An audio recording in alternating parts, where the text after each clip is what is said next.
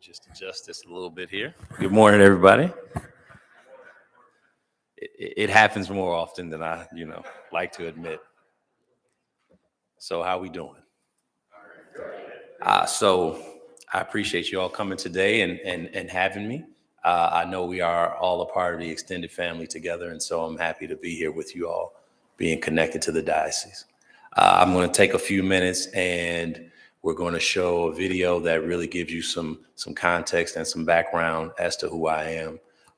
For those who don't know who I am, my name is Carl Fields, and I am Director of Community Engagement at the Hospitality Center, and that is the service provider work that I do. That is, of course, connected to the Diocese of Milwaukee.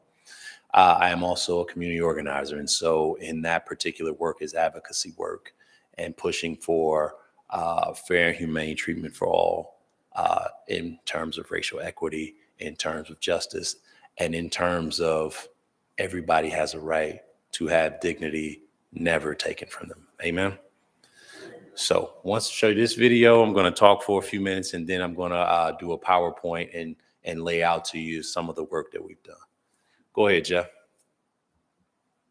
We're certainly picking on the big behemoth of the system, but people run the system, and people have not only discretionary powers, but they have biases. They have biases for and they have biases against. We need for people to understand that everybody needs a shot. And yes, it's easy and it's low-hanging fruit to reach for quote unquote low risk, nonviolent to quickly help. But we've done that many times over. And the people who were there for the shortest period of time, who started out with a short prison term to begin with, don't tend to also want to be the people who want to transition. I'm certainly not promoting long-term sentences, but what I am saying is the way sentencing happens, the way sentences are given out needs to be looked at, changed.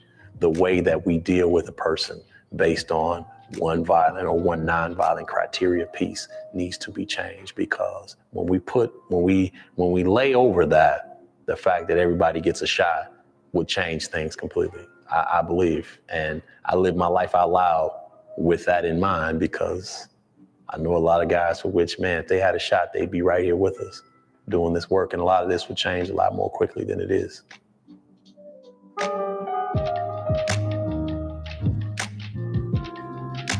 My name is Carl Fields, and we are in the building of the Milwaukee Turners. As a faithful individual, I feel like I've been bucking what God's wanted for me for a long time. And as a street dude, or so, ex-street dude, I am all of the things that I've been. My first heavy and serious adult scenario led me to having an encounter with the police. It was a violent encounter. I shot at them, they shot back. It was then exactly what it is we're seeing on the news now. I was there from the year 2000 when they closed the door, and the door didn't open again until 2016. At some point, I had to own the fact that, man, I've been in these streets for years now, and this is part of what I do. So if I officially want to do something else and I want to change my own narrative, then I got to choose something that's going to help me get on a new path, a new way of life. And so lucked up and found my way into some of the classrooms while in prison. And shortly after, I was facilitating courses and became one of two tutors for the reentry program. We had over 100 guys on our roster. And it was as much about creating a culture inside as it was getting through a prison term. I wanted to come home and live a nice, quiet life and do that thing that the dominant narrative in prison tells you to do, which is come home and be still. As a lot of the fellas would know, I'm gonna come home and get out the way. I had to flip that narrative on his head altogether. Like, no, I need for you to come home and get all in the way. Expo stands for Ex-Incarcerated People Organizing. I'm a community organizer with Expo, and we're all looking to dismantle systemic racism, structural racism in all its forms. I'm also a full-time job of managing Day Shelter in Racine. My title is Director of Community Engagement. It was only, through the grace of a formerly incarcerated individual that I was able to get a job. There was a new director, new ED, new vision was coming about, and he was like, I want to work with this guy that I've heard so much about. And are you willing to come and do this sort of thing? I'm like, what? Me? What? Sure. And I explained to him that, I can pull this off. I can do this, but this is me working to get my life back as much as it is me helping others. And so, I'll need the same kind of grace and the same kind of opportunities as some of the people that we're going to see. And he was like, hey, all the more reason for somebody like you to take it. As a trusted messenger, how is it that these different systems aren't allowed for people like myself to do more work in these categories, to help people like myself on the way out? We have a statewide program that is a certified peer support program that fully acknowledges that people who've been there, done that, not only have something to say, but they have a walk to share, and it has value to it. And I also want to do what I said I was going to do. The judge that gave me an opportunity to come back home early, when I wrote that motion and spoke about what my needs were, I told him that I understood now. I owe my community a lot more than just a prison sentence. I owe them the ability to come home and do something about some of the problems that I helped contribute to, and literally be part of that walking solution. And he agreed. I was, nurtured and supported by a whole lot of people who were never coming home, who were in those kind of categories that if they were home, man, a lot of what we seeing wouldn't be what it is. And so we approach all of this from an all of us or none approach. The system will work well if we had streamlined options to help people out of those scenarios. Prevention is the best way. Absolutely. Definitely not taken away from that. But cats like myself, at the moment, we got what we got.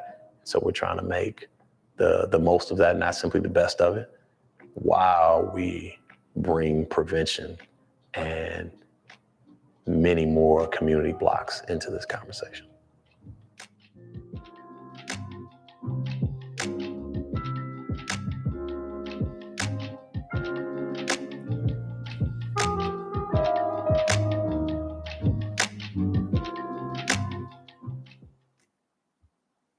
All right. Thank you, Joe.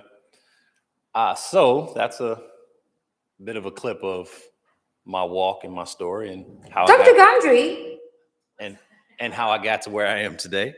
And I wanted to show that particularly because I've been given a lot of opportunities to get my life back. And quite a few of those opportunities were connected to the Episcopal Church out of Racine, Wisconsin. I'm connected to a group called Wisdom, which is where I do my expo work. Some of my friends from Sophia here, which is our Waukesha branch of the work that we do, affiliate of what we do. I asked them to come to join me as well, because we are in this work, and what that looks like is living our values out loud, living our faith out loud. And second chances aren't something that a person should get based on their income level or based on their skin color or based. All right. Give me just. Well, let's just see about that. Ha ha ha. Technology is a beautiful thing, sir. Thank you. So I do this because the only reason why I'm still alive today is because of what my mother taught me about the faith, because of the connection that she helped me to have and strengthen with God, and the way that I held on to that, both through my struggles when I was at home in the 90s and being in prison and being mistreated while there. I held on to what she taught me. I held on to my own understanding of it, and I strengthened that understanding. But I realized that whether it was a person guarding the door in front of me or another set of guards holding keys down the way, that I wasn't battling against that. I was battling both against my own internal struggles, and I was battling against principalities. I was battling against a particular kind of wickedness, a particular kind of evil, a darkness that I felt before I went to prison. And so one of the things that we talk about in Expo, and the work that we do is part peer support, part civic engagement, we talk about what it takes to address the social ills that a person is living through and going through before they ever go to prison. And when we talk about school word, root cause analysis and stuff, we're talking about locking people up or tough on crime or tough on violence approach, not answering the original questions or addressing the original problems. And the problem is that I struggled in school from K-12 as a young Black child. I struggled in my community, Racine, Wisconsin, that went from fourth worst to third worst to regionally second worst for African Americans in the country. That was a real struggle before I became what's known as a social deviant with a record. None of those things were addressed while I was in prison. There was no path for me to talk about that, and there was no path for me to heal in that and from that. I was only in prison to address the misstep that I made in society as a whole. And so part of the work that we do with Expo is that we come back and we try to model the behavior that we like to see some of our other peers be a part of. But at the very least, or at least in all things, dignity and respect should be first and center, should be front and center, plain and simple. I myself I'm 42 for the record. A lot of people think somebody said I was 33 the other day. I laughed. I'm 42. And I mentioned that because I spent 16 years in prison. And at the time I went to prison, I was 20 years old. And so when I released from prison, I had spent as much time in that kind of environment as I had in the world. And so I had these two lives that I had to sort out and sort through. And when I came home, I couldn't get a job. When I came home, I couldn't get employed. Even though, I'm a college dropout, but I have very many skills and proficiencies. One of those proficiencies is that I am a certified Braille transcriptionist. I have a certification through the tech school as well as a lifetime certification through the Library of Congress. And yet I still couldn't get a job. And a lot of people who met me and spoke with me and talked with me and interviewed me said, I have no idea, how is it you can't get a job? I said, well, have you ever heard of structural racism? Structurally systemic methods? They exist and they're hard to see. But my presence and my story all by itself crashes up against it when I'm in spaces that it exists. And so we go everywhere to talk about what inclusion is and what inclusion looks like, what it means for Black, white, and brown to not only exist together and tolerate each other, but to love on each other and to create and be a part of this thing we call the beloved community. That's how you live your faith. And that's how we believe you live your values out loud, because it shows. This is one of the communities that recently has had a lot of different struggles in the category of crime and poor choices. That is certainly not lost on me. And my heart goes out to the people who were affected by that, as well as the community to which that particular energy and effort rippled out to, because people have to live with poor choices, not just the individual who has to deal with the consequences of it, but the community that has to bear the brunt of that as well. But what I say to you in that is that longer sentences don't heal communities or people in them.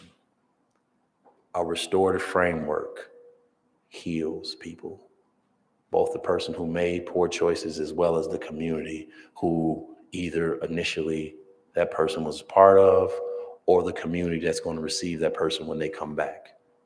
It's not just about how we send people away or how long we send them away. It's about how we receive them. And if we're receiving people well, then we're doing right by each other. I believe that's what God wants of us all. I believe that's our mandate here and that's our calling here. I also feel like my life was spared so that I could be a part of this kind of work. But in talking about how I came to this work, the Episcopal Church, for which houses the Hospitality Center, was literally the only place that I could volunteer. Reason being is because I was hurt while I was in prison. I got hurt about 2 years before prison. And I was told the whole time that it was all in my head, that I should stop talking about it. I should stop spending almost $10 each session to go to the hospital. Yes. Can I interrupt for just a second? We don't have the privilege of people as tall as you speaking at our lectern frequently. Could you use this microphone so we can hear you a little better? Sure, Thanks. Jeff, And then you get to move around. That's all right. Thank you.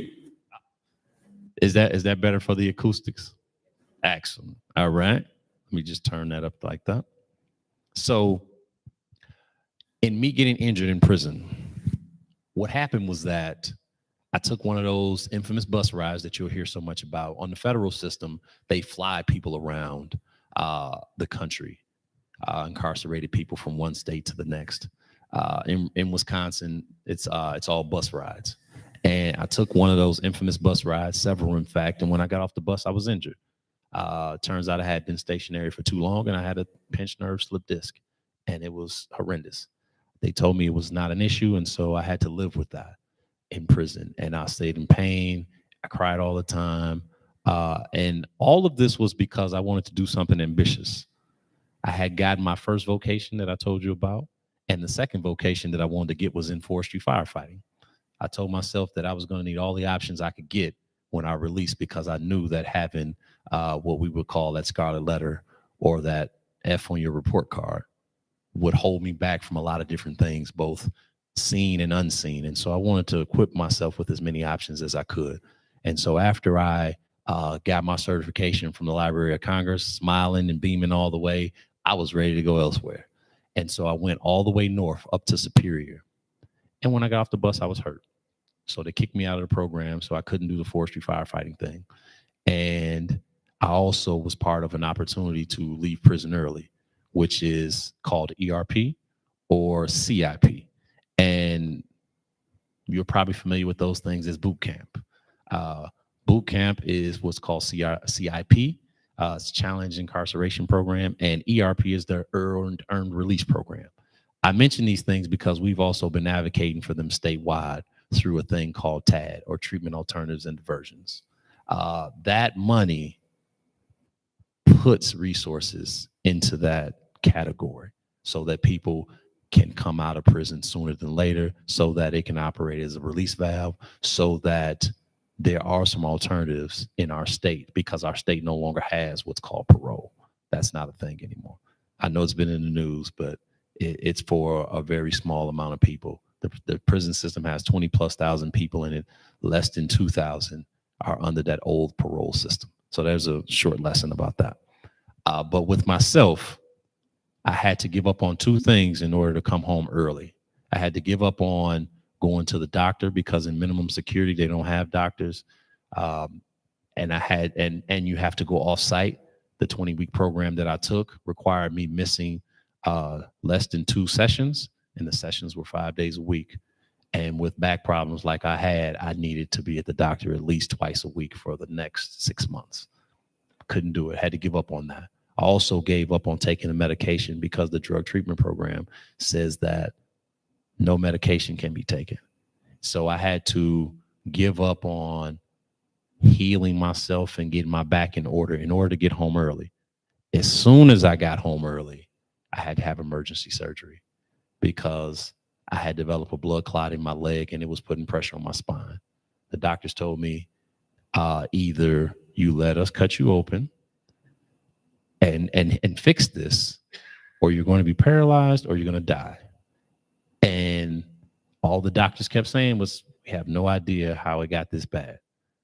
One doctor in the room that viewed my scans said he hadn't seen one that bad since the 70s. And when I told them, and I only said one thing, I said, I just got out of prison. And they all lowered their heads. And that told me that in that one statement, they knew exactly what kind of treatment I had gotten, or lack thereof, in prison. We know how people are treated in these places, or mistreated. We know that fairness and humaneness does not exist in these facilities. which is why I struggle with us living our values and yet supporting a narrative that continues to want to send people there and more and longer, etc. The problems that exist in our community, they're not healed by more laws and more policies. They're healed by a progressive approach.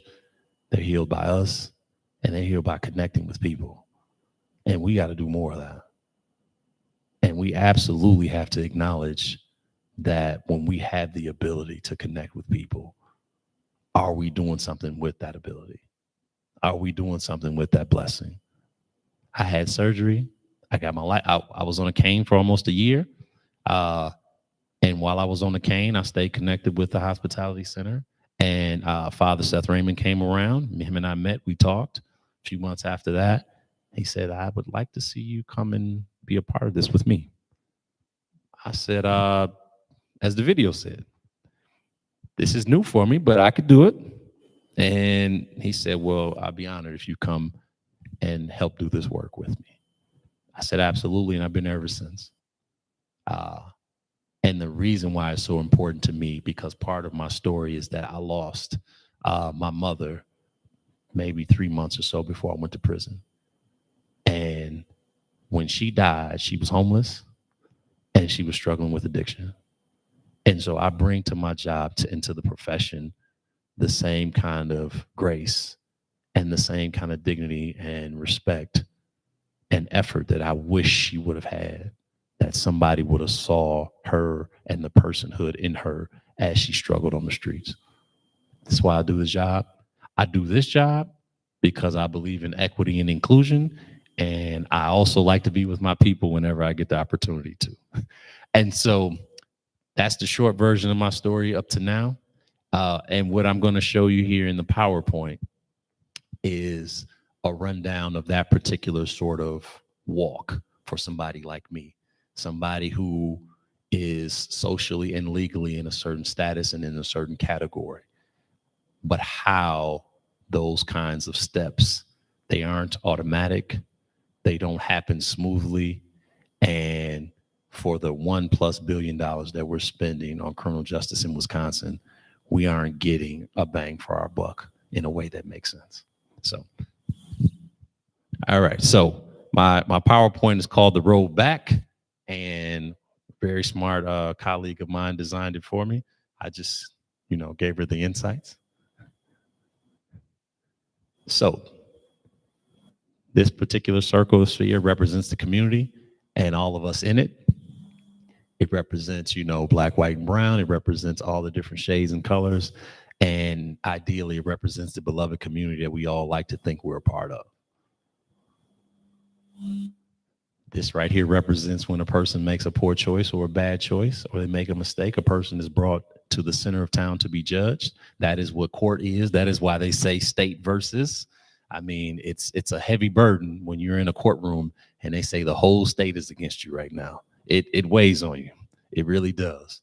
When you're brought to the center of town and judged, it's just like the history of taking a person to the stockades and putting them on display.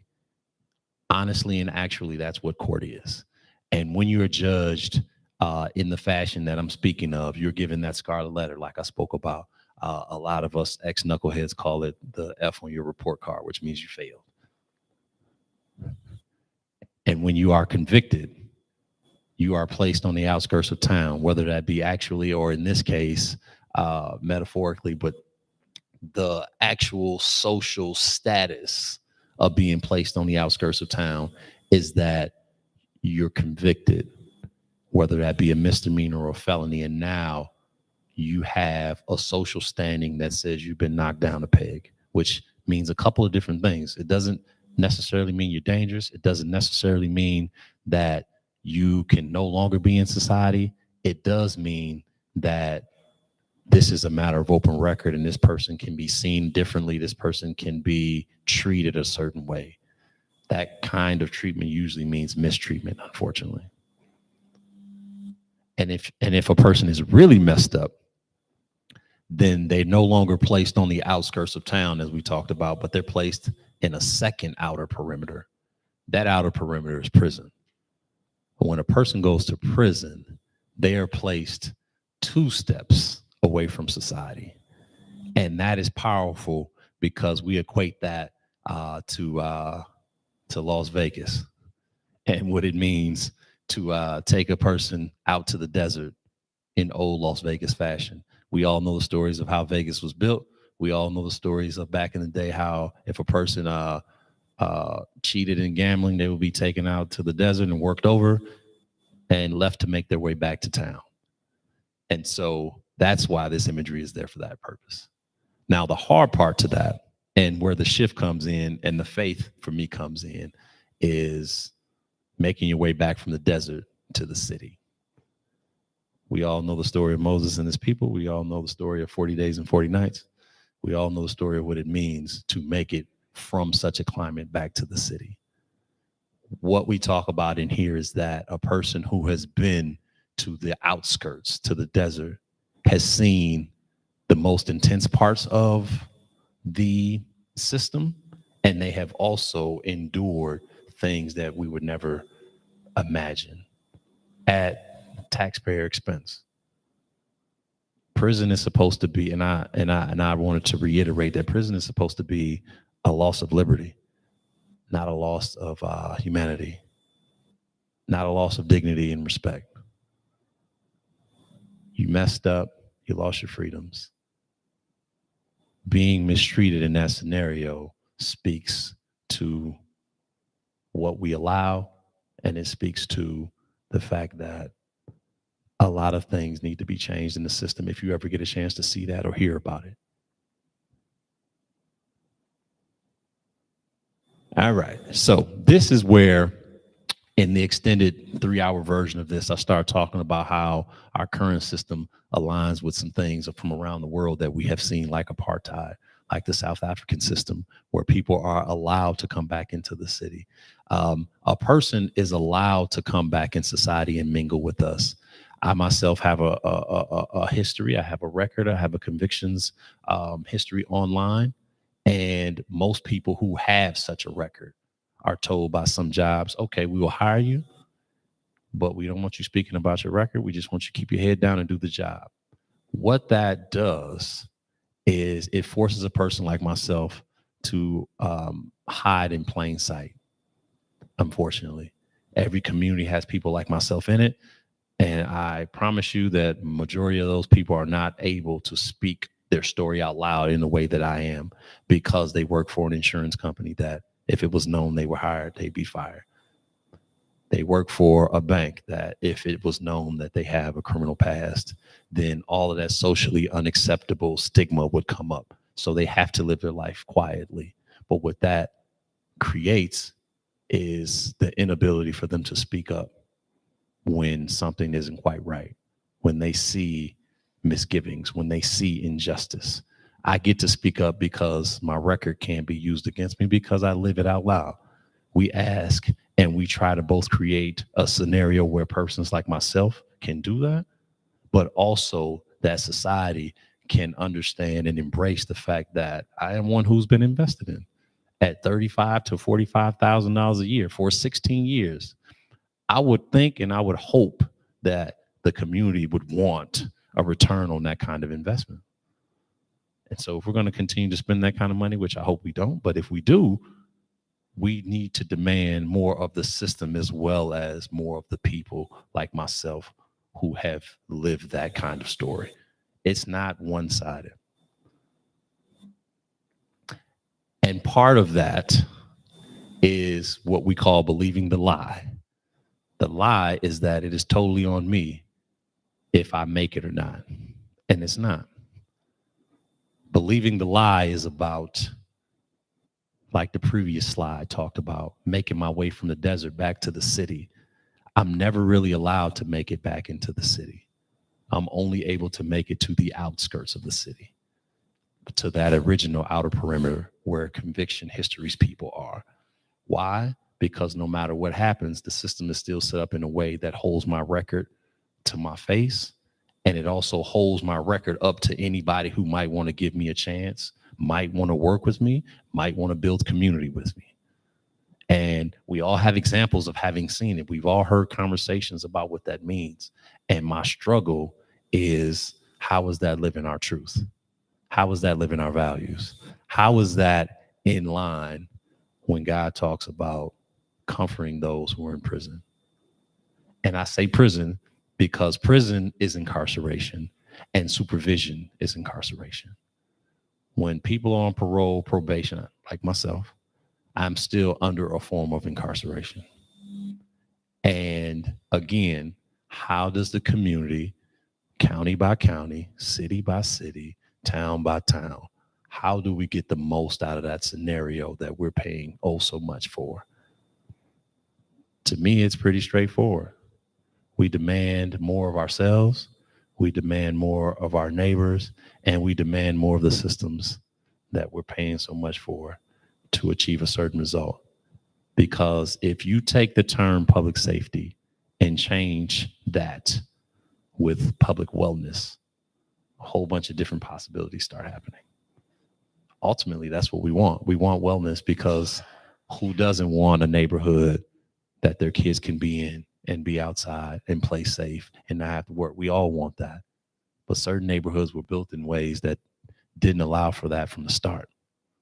Those are the social ills that I mentioned in the beginning, and those are the social ills that we all are paying for in our 72 county state. But it's hard to see all of that when you're going to work Monday through Friday, you're paying bills and living your life. It's hard to see that. And it's easy to not see that when we're disconnected from each other. So we got to be connected. This right here is about that particular issue that I talked about having a record and that being held against me. In Wisconsin, there's a record, and it's called CCAP. And CCAP is where all of people's information is from beginning to end. And I don't care if you had a speeding ticket, whether you served a day in the county jail because you made a mistake, you had a drunk driving conviction, or you went to prison. All of those records are on CCAP. And if your name is in that database, then it means that you can and probably will be treated with a certain kind of second-class citizenship status. That means housing discrimination, that means employment discrimination, and all of the things that go along with that. But a lot of our peers only see that, because I got a lot of peers who have never been to prison, never so much as seen a day in jail. But when they got a promotion at their job that they worked at for 10 years and a pay increase, they then couldn't take that job because their name was on CCAP. And the job said, oh, we can't promote you. It's like, wait a minute, I've been here for 10 years.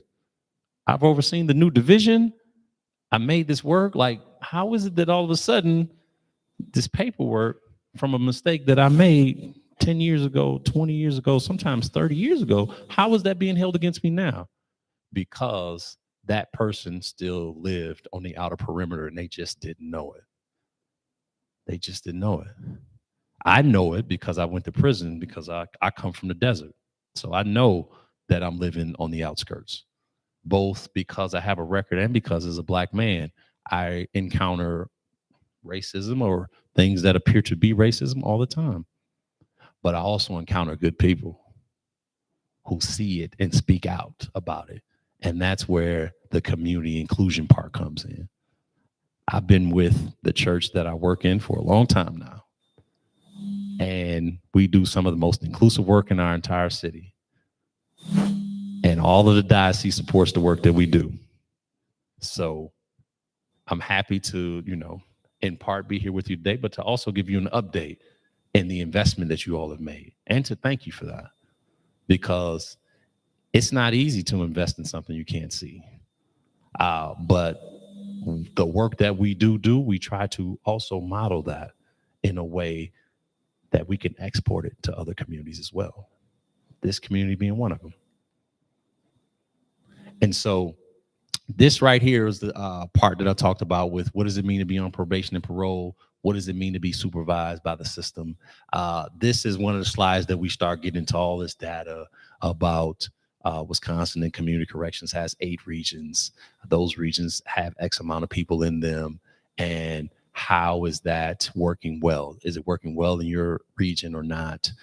If not, how do we push the system to do better? How do we also help people who aren't getting the help that they need, whether that be housing, whether that be food, whether it be human resources services, whether it be mental health services?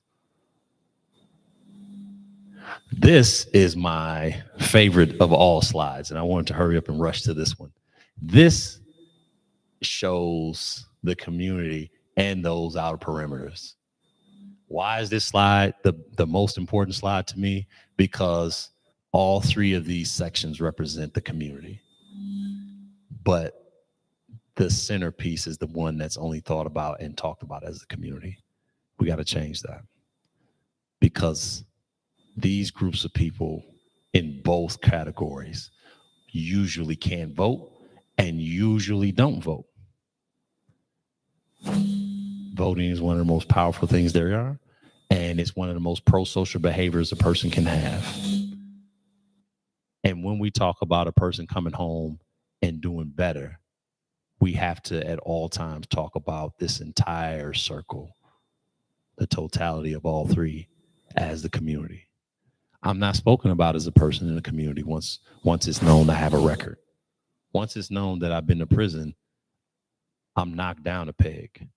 Now, I'm not afraid to mention that I've been to prison, but I have seen a conversation, both professionally and personally, change once I've been a part of that. And that's scary to me, because some of those conversations have unfortunately been with some of our clergy, some of our parishioners, some of the people who are the most vocal about the word and about the gospel and about being connected. And so that's heartbreaking. As a Christian, that hurts, and it hurts a lot. And it hurts a lot because fear, or in my opinion, misgivings about fear, are placed onto a person like myself. And not just because I have a record, but my race plays a huge part in that as well. I know a lot of professional Black men who have never so much as gotten a speeding ticket, who encounter a lot of the scenarios that I encounter as well. And so then there's that. So when we talk about community, this is the entire community. Prisons don't exist outside of our communities. They exist right in them. We just don't think of them as a place where people live. We think of them as a place where violators are. We think of them as a place where criminals are, which is why we've changed our language, which is why we focused on people first language. You know, I'm not a convict. I'm a person with a conviction history. You know, I am a person who has made some poor choices, and I don't refer to my choices as mistakes, because I messed up and I know what I was doing when I did it. I may be a lot older now, twice as old as I was when I made those mistakes. So I know better, but I own the fact that I made some choices and they didn't get me the results that I thought they were going to get. And I paid some heavy consequences as a result, and I'm better for it. But it also means that redemption is a real thing. We all believe in redemption, being faithful individuals, but we can't believe in redemption in a piecemeal kind of way. We can't believe in redemption only for this person and not this person. Every single category of people that I've ever seen that we talk about with this, it's like those criminals deserve what they got. And then they know somebody, meet somebody, or they are that somebody who find themselves in one or two of these categories. And then it's like, wait a minute, I'm not a criminal. I just messed up. My daughter's not a criminal. She just made a mistake. My cousin, my uncle, my husband, they're not criminals. So they don't belong in this. They just made a mistake. And it's like, wait a minute, you don't think that your loved one is the only one that is not deserving of such treatment in these kind of scenarios. That's where the rubber meets the road. The rubber meets the road right there when it gets personal. And so I'm saying to you all, we gotta all make this personal from the beginning. I've seen the numbers. I've read the data. Waukesha and the county of Waukesha and Jefferson have significant populations of homeless people, significant populations of those who have transitioned from prison, significant populations of those who are on probation. Do you know those people directly? I would say, sure you do. You may not know it out loud because they may not be living that life out loud, but I promise you that they're neighbors. They're the guy who owns the store up the street, and they're the guy who manages, the YMCA, you name it. They're everywhere. But is there a culture that is inclusive of all people in all races and all records? That's the hard part to really work on and do this work. I mean, and I'm certainly not saying that it's easy, and I'm certainly not saying that it can be done overnight. But I am saying it took us generations as a nation, as a state, as a culture to get to where we currently are, and it's going to take generations to push us into a different sort of category of being together and being more inclusive. But that's what we need to focus on. Bishop Lee, someone I know, as we all do. Bishop Lee is the interim bishop, for those who don't know, for the Episcopal Diocese of Milwaukee, of which this church is a part. And Bishop Lee is all about racial equity and inclusion. We've talked directly about this issue on more than one occasion when he's come to see the program and talk to me directly, because Bishop Lee gets to know his people. And he said some similar things. And I thought to myself, man, this is great. This is a person in a position of power and influence over people's lives, spiritual and otherwise. And he's saying there's a place not just for me, but for everybody. We live in a society that unfortunately at this point needs to prioritize in language and in deed that everybody has a place. If you find yourself in a scenario and they say, oh, it's fine because everybody's welcome, but you don't see everybody being welcome, that might be your cue. That might be your opportunity to speak up and speak out and say, wait a minute, you just said it's inclusive, but this doesn't seem inclusive. It doesn't feel inclusive. Where is the inclusivity and what does that look like? That's the uncomfortable part.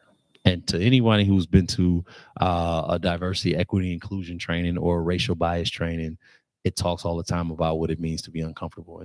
And in that uncomfortable space does a lot of change happen, the ability for change to happen, the ability to open yourself up to be more than just what your own scenario has allowed for, your own community experience has allowed for.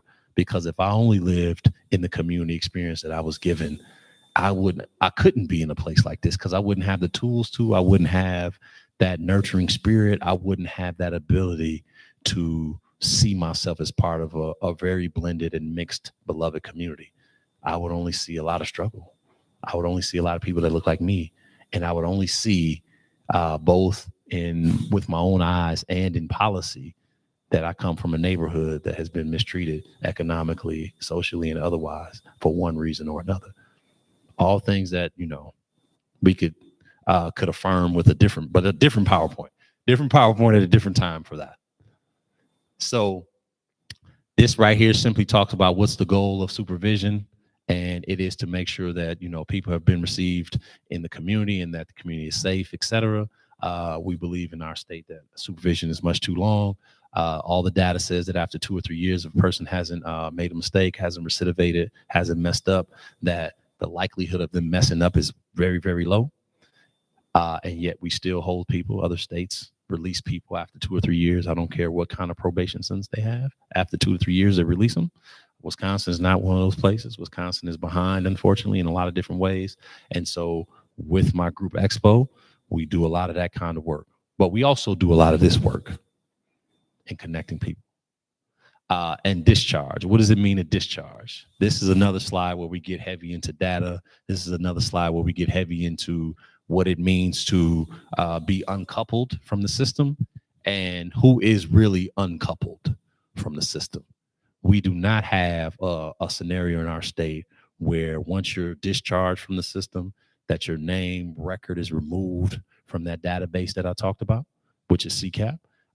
Your information stays there, and they just passed a law that says your information stays there for 100 years. That means for all of your life, you are allowed to be socially dealt with a certain way. I won't call it mistreatment in and of itself, because they passed a law saying it was for safety reasons, but it is almost always used in a way to mistreat people, and that is unfortunate. That is why we do not see racially mixed and racially diverse neighborhoods. That's the reason why we only see homogenous scenarios. It's not because people have self-segregated. It's because of a lot of policies that, like this one, felonies are forever, a poor choice is forever, and the only way to gain redemption is if the system or somebody in the system gives you a blessing to have that. But those blessings usually cut down racial lines, and they usually cut down economic lines. If you have enough money to afford a good lawyer, to afford a good legal system defense, then you can get a more just outcome. That's problematic for all of us who believe that God is with us all. Everybody in this church, I believe that is the case. I believe that's what we all believe, and I certainly am invested in that. I believe that everybody in this church is invested in something similar. And with today being both Juneteenth Day and Father's Day, happy Father's Day to those fathers in the audience, by the way. I wanted to speak about freedom, and I wanted to speak about truth, and I wanted to come and not simply make it about the holiday that everybody knows about, but talk about what inclusion really is. When we look at freedom and we hear that term, are we really invested in that for all of us? We don't think about the Statue of Liberty as being connected to Juneteenth, but it is.